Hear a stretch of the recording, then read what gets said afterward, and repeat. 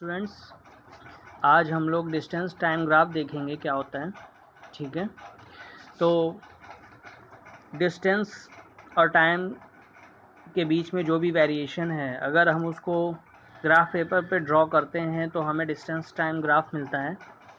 ठीक है, तो देखिए जैसे कि ये जो आपको दिख रहा है डिस्टेंस टाइम ग्राफ, इसमें हम मोशन कंसीडर कर रहे हैं कि कोई ऑब्जेक्ट है वो फर्स्ट 1 सेकंड में, यहाँ सेकंड्स हैं, फर्स्ट 1 सेकंड में वो 1 मीटर चल रहा है, नेक्स्ट 1 सेकंड में वो फिर 1 मीटर, यानी कि नेक्स्ट 1 सेकंड में 1 मीटर फिर से चल रहा है।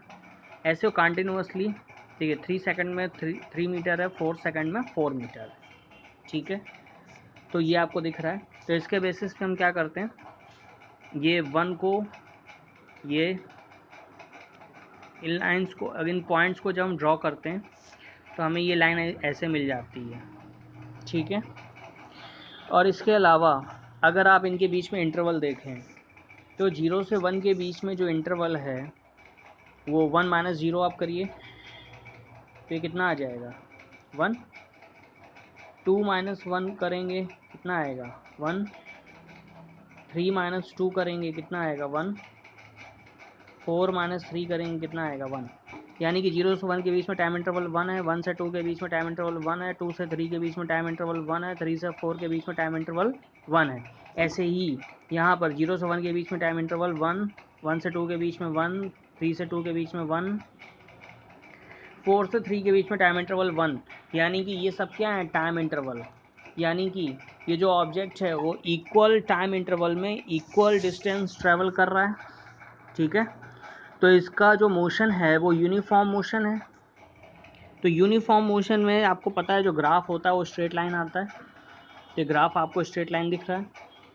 ये देखो, फर्स्ट 1 सेकंड में ये 1 मीटर चला, सेकंड 1 सेकंड में फिर 1 मीटर चला, नेक्स्ट 1 सेकंड में फिर 1 मीटर, नेक्स्ट 1 सेकंड में फिर 1 मीटर। Means it is travelling equal distance in equal time interval. ठीक है, अब देखो what do we interpret from D T graph. D T graph से हम क्या इंटरप्रेट कर सकते हैं। ठीक है, तो देखो slope of distance time graph is क्या है, स्पीड। तो slope of distance time graph की जो स्लोप है उससे हमको क्या मिलता है, स्पीड। ठीक है, तो स्लोप कैसे निकालते हैं, तो स्लोप निकालने का देखो एक तरीका है। ये जो है ये लाइन है, स्ट्रेट लाइन है। तो स्ट्रेट लाइन की इक्वेशन आपको पता है y equal to mx plus c. ठीक है, तो y क्या है, y आपका y एक्सिस, x क्या है x एक्सिस, m क्या है, यहाँ पे m बेसिकली डिनोट कर रहा है स्लोप को। m क्या है, m स्लोप है। और c क्या होता है, c आपका इंटरसेप्ट होता है, c इंटरसेप्ट होता है, इंटरसेक्ट ऑन y एक्सिस। ठीक है, तो यहाँ पे लाइन जो है वो ऑरिजिन से स्टार्ट हो रही है, तो इसीलिए यहाँ पे कोई इंटरसेप्ट नहीं, तो c की वैल्यू क्या हो गई 0। तो यहाँ इस लाइन की इक्वेशन क्या हो गई, y इक्वल टू mx। ठीक है, अब देखो, अब हमें स्लोप फाइंड करना है, तो y इक्वल टू mx हो गया, तो m इक्वल टू क्या हो गया, y by x. m equal to क्या हो गया, y बाई एक्स। ठीक है, तो यहाँ पे y की वैल्यू अगर आप चेक करो तो y की वैल्यू क्या है, y की वैल्यू 4 है। जैसे कि हमें ये स्लोप निकालना, स्लोप का मतलब क्या होता है, हमें बेसिकली एंगल फाइंड करना होता है।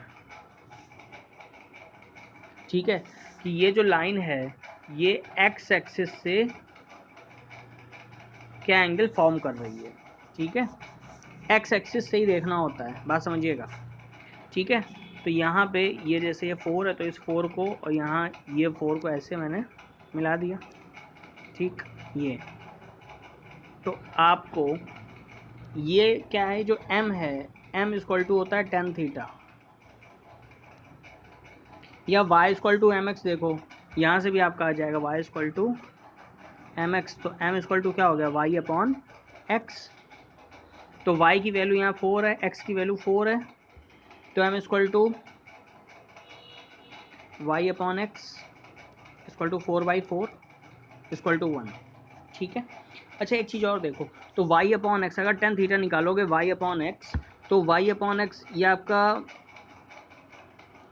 ये जो y अपॉन एक्स है टेन थीटा आपका जो y अपॉन एक्स आ रहा है, m भी आपका y अपॉन एक्स है, यानी कि m equal to tan theta हो गया, यानी कि m equal to tan theta हो गया, m इक्वल टू क्या हो गया tan theta, m equal to क्या हो गया tan theta, m equal to हो गया टेन थीटा, और इसकी वैल्यू 1 है, तो tan theta equal to 1045, theta की 10 आपका 1 कब होता है, जब थीटा इक्वल टू क्या हो 45, तो थीटा इक्वल टू यहाँ हो जाएगा 45।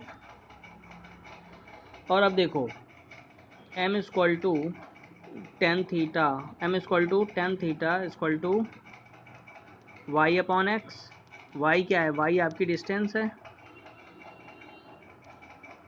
x क्या है, x आपकी स्पीड है, तो डिस्टेंस अपॉन स्पीड क्या होता है time, distance upon sorry I am really sorry, ये x पे क्या है, x पे आपका टाइम है, x पे आपका क्या है टाइम, ठीक है, तो डिस्टेंस अपॉन टाइम, तो डिस्टेंस अपॉन टाइम क्या होता है स्पीड, डिस्टेंस अपॉन टाइम क्या होगा स्पीड, तो जो आपका ये m है जो स्लोप है वो स्लोप आपका इक्वल होता है टेन थीटा के, और जो आपका वही जो स्लोप होता है वो आपका स्पीड होता है, ठीक है, यानी कि अगर आपने m फाइंड कर लिया मतलब आपने उस ऑब्जेक्ट की स्पीड को फाइंड कर लिया, ठीक है, तो dt ग्राफ से हमें क्या मिलता है, dt ग्राफ से हमको स्पीड मिलती है, ठीक है। अच्छा एक चीज़ और, dt ग्राफ में एक चीज़ और समझिएगा, ये जो dt ग्राफ होगा वो कंटिन्यूसली इंक्रीज़ करेगा, क्यों इंक्रीज़ करेगा, क्योंकि जैसे आपकी ये डिस्टेंस है, ठीक, डिस्टेंस मान लो जैसे टाइम है, टाइम आपका कंटिन्यूसली इंक्रीज़ ही करेगा, टाइम क्या कभी रिवर्स हो सकता है, कभी नहीं हो सकता है, टाइम आपका कंटिन्यूसली इंक्रीज़ करता चला जाएगा, बात समझ में आ गई। डिस्टेंस भी है, जैसे आप सपोज़ आप यहाँ से ऐसे गए तो डिस्टेंस आपकी बढ़ रही, और वापस आप फिर भी इधर ही आ जाओ, तो भी मान लो अगर आपने जीरो से, अगर आपकी बाइक में अभी 0 0 0 है, तो जब आप यहाँ से इतना घूमने के बाद वापस उसी पोजीशन पे जाओगे, तो भी मान लो उसमें वो 35 किलोमीटर, अगर टोटल आपने 35 चला होगा 35 किलोमीटर दिखाएगा, वो जीरो नहीं होगा, ठीक है, वो जीरो कभी नहीं दिखाएगा। उसके बाद अगर आगे फिर आप जाओगे तो 35 के आगे से ही स्टार्ट होगा, यानी कि जो डिस्टेंस होगी वो कभी जीरो एक तो नहीं होगी, वो कंटिन्यूसली इंक्रीज़ करेगी, तो जो डिस्टेंस टाइम ग्राफ है वो कंटिन्यूसली इंक्रीजिंग ही होगा, ठीक है। और आपको ये पता चल गया कि जो स्लोप होता है डिस्टेंस टाइम ग्राफ में, ये y अपॉन एक्स, ये क्या होता है, ये टेन थीटा के इक्विवेलेंट होता है, इसी को ही हम स्लोप कहते हैं। तो आपको अगर स्लोप फाइंड करना है तो सीधे m equal to y upon x क्या है, टेन थीटा के इक्विवेलेंट है, और टेन थीटा क्या है, डिस्टेंस अपॉन टाइम है, डिस्टेंस अपॉन टाइम आपका क्या होता है स्पीड होता है, ठीक है, बात समझ में आ रही है, ओके क्लियर।